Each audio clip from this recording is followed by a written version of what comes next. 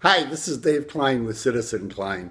You know, we all struggle from time to time. Now, I'm struggling right now with how I really want the direction of CitizenKline, so I don't, I'm not as attentive to the posting every day as I should be. So, y- you know, basically, I think what my deal is I like to kind of look at the absurdity of of our life. I mean, we live in an American culture that's relatively absurd with most of its thinking. For example, let me give you a good example. Am I to believe, for example, that kids in grade school are better off, their brains are better off with ADD medication than other substances? Question mark. Look, the reason that people self-medicate is because they have more control over what they're self-medicating. It's a damn shame because we end up getting into all those wrong things. So we're not very informed. And what I mean by wrong things is the number of deaths in the United States with prescription drugs on a regular basis with that group that's probably between 14 and 30, 32, that kind of transitional area on the continuum. But anyway, what I want to start doing is poking fun at everything. I think that's it. You know, like I like to talk a lot about race. I really don't think I know enough about it from the vantage point of the minorities. I really don't. And to pretend I did would be like that group of men, quote, that got together and talked about Dr. Gates and the police officer up there in Cambridge, and they all had an opinion, which, by the way, all the white people were erroneous as hell. The one thing I will say about race, and especially with African American and whites in the United States, is this: that whites do not get it because they're unwilling to look at the side of the equation that has marginalized blacks. And they keep saying, well, if someone did this, if someone did that, if education was this, if education, what did Hillary, the village has to pull together. And we're not doing that. Cops are no longer serve and protect. They serve and protect minority, or they serve and protect groups. And we keep score with everything we do in this country. We keep score. How much profits did you make last quarter? How much money did you make last year? How much did that cost? And so we do that, and we say, well, we got to run our community, so therefore we got to fine. I lived on Canandaigua Lake many years ago, and one week my son was with me. It was in the summertime. David, he was around 14, 15, and I had a brand new Cadillac. And I no longer, and my primary reason for a Cadillac is, number one, I could afford it. Number two, I'm a fat man, you know what I'm saying to you. And so I got stopped with David in my car, not really going fast. I was not speeding that fast. One was in a 45-mile zone. I was going 55, and I had my cruise on. He pulled me over and said, you know that you're going 55? And I said, yes, I do. I had my cruise on, and he said, well, the sign said 45. And I said, I omitted, I didn't see the sign. He says, well, drive slower.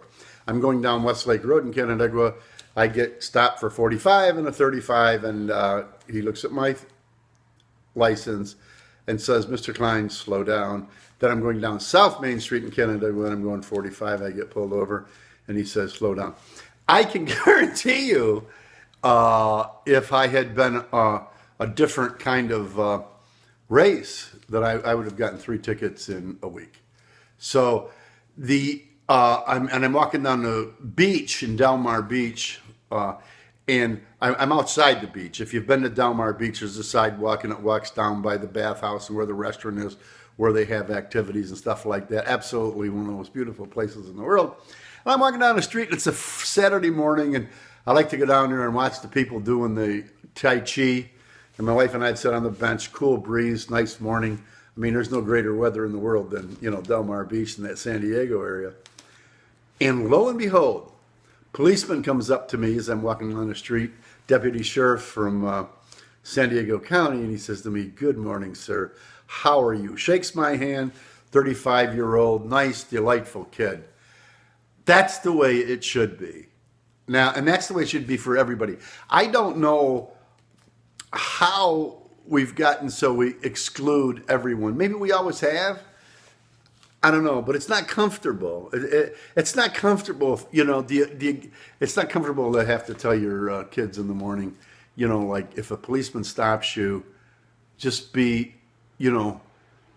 your knee to that, genuflect emotionally to that officer so there's not trouble and you get handcuffed and you get beat up and there's some kind of a confrontation where you can't win.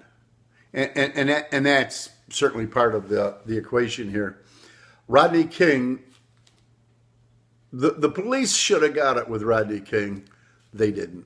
Now, I'm not talking about the incident. Rodney King was probably pretty much a pain in the ass. There's a lot of pain in the asses, though.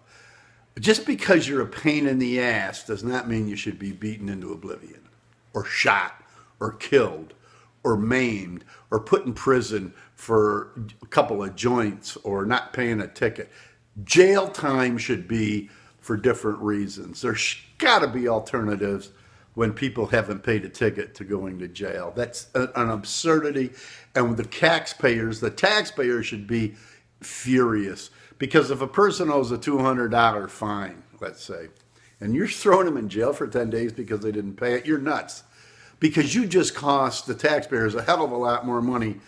I don't know what you do about it, but when they get a job or something like that, take your money, I don't know. But I tell you what, jail's not the place for them for the financial reasons for the society. We need to do better with that. And so let's have some fun with it too. We're going to have fun because of the absurdity of everything. Stop and think about it, just a while. College students today, you're going to make this place a better world. You are, because you're going to demand something that's never been really demanded by America, and that is more inclusion, number one. And that's a great thing, because that's what democracy is all about. And you're also going to ask for more fairness in a society. You can't have people this impoverished in this nation and continue the way we're going. It's gonna be a downhill slide, and it's not going to be pretty, because this is how you create revolutionaries. Unfortunately, ISIS. If you could put all the young people that work in the world, I'm pretty sure that much of the fanaticism in the world would kind of melt away with it. Take a look at Ireland.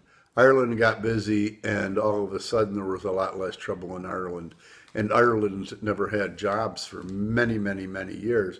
You talk about resentments. I mean, African Americans and Irish are two of the cultures that nobody ever give a damn about. They just threw them in the freaking graves and said, you don't even, I've got black friends, I had them in the Army that didn't even know their date of birth because they weren't important enough to even, they were born at home, and let's go back to this.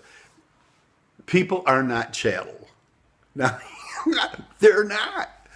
And maybe what it's going to take in this country is absolute shutdown by minorities like gays, who are extraordinarily talented people and bring a lot to our economies nationwide, to blacks, who are absolutely the backbone of the service sector in the United States, low-paying service sector. I'm not talking about high. You can range service sector into low, medium, high, and then CEO service sector. Those kind, CEOs of hospitals and corporations that are they're service sector jobs, but they're high level kind of things.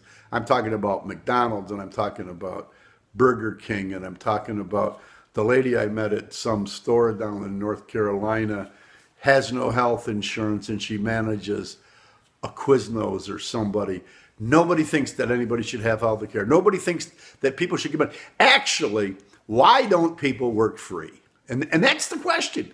That's what it's weird that people would think that that $10 an hour or $15 an hour is an enormous amount of money.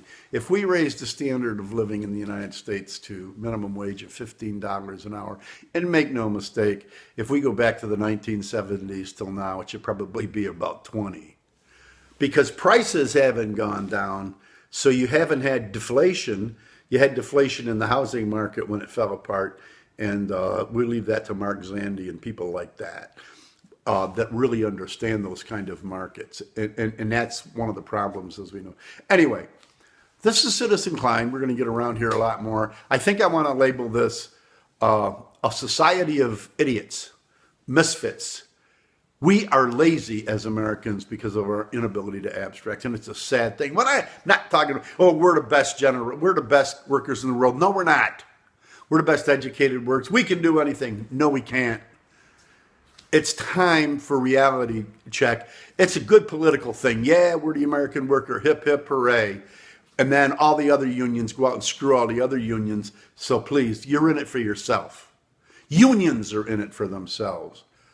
You know, we don't hear about pipe fitters, and we don't hear about these guys that, you know, these super welders on these pipelines. Those guys are paid one hell of a lot of money because they're very, very talented people. So, you know, they're and are they in demand right now? You bet your ass they're in demand right now because of the oil and the shale and all of that. The world's changing in a complex place. I'm glad I'm in it. I've had a lifetime of going from engine airplanes all the way to going to space. And as for race and everything, it's certainly gotten a lot better, but it's got a long ways to go. Because something's gotten better does not mean that it should stay that. Just stay a certain way. Anyway, I love my country. And as Mark Twain said, you know, you should always be loyal to your country, and you should only be loyal to your government when it deserves it. That's paraphrased. This is Citizen Klein.